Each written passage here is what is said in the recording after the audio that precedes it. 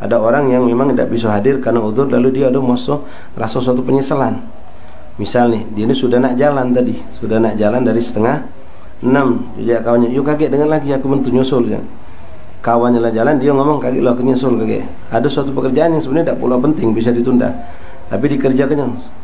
Subhanallah, hujan turun sampai dia terkacip di bahasa kita. Dah acak mentu.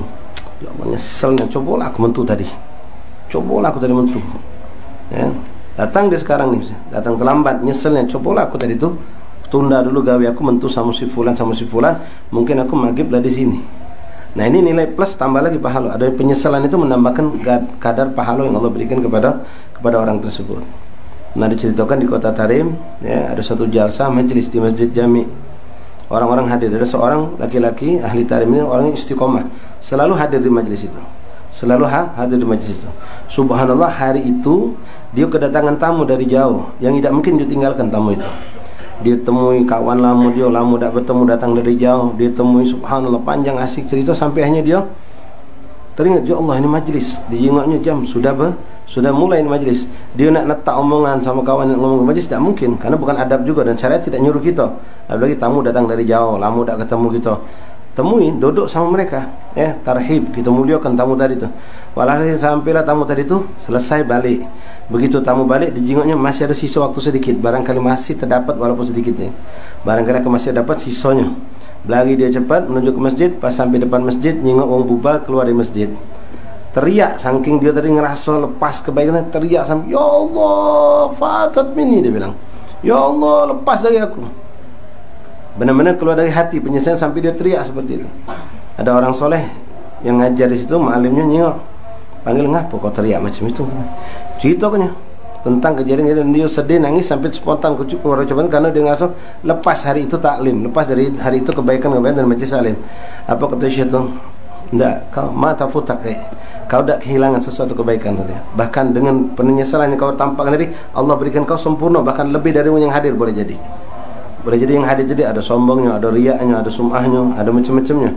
Tapi dia tadi murni, bersih, dapat di sisi Allah Subhanahu wa ta'ala. Apalagi ditambah lagi kata ulama, nanti pahala itu akan berubah lagi, beda lagi dengan keadaan yang tinggi ketika adanya usaha. Ya, adanya usaha. Dia tadi nak mentu, tahan dia pengen ke majlis, hubungi Gokar. Subhanallah, Gokar tak tinggal. Nah, usaha dia ini untuk keluar menuju ke tempat yang baik, walaupun tak berhasil, ada nilainya di sisi Allah. Ada nilainya di sisi Allah. Gokar tak tembus teleponnya kawannya yang punya mobil, barangkali juga galak majlis. Pas diteleponnya, aku lagi di pagar alam. No. Ini nilai pun ada nilai galau di sisi Allah. Walaupun ujungnya sampai dia sudah mentok sana mesin tak dapat. Duduk di rumah. Ujungnya muka streaming. Dapat galau itu, ikhwan. Ikhtiar itu dapat galau. Usaha-usaha itu tidak sia-sia.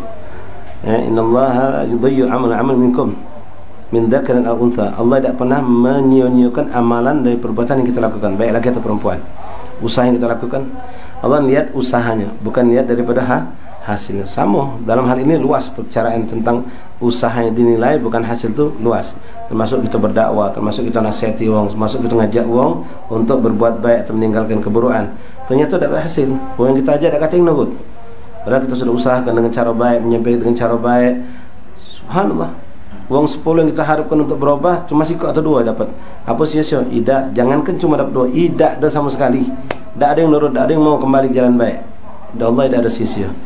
Ya, Allah tidak nuntut kita harus berhasil, karena berhasil masih di tangan Allah. Tapi usaha kita, ikhtiar kita, ketulusan kita, keikhlasan kita, itu yang dinilai oleh Allah Subhanahu wa ta'ala.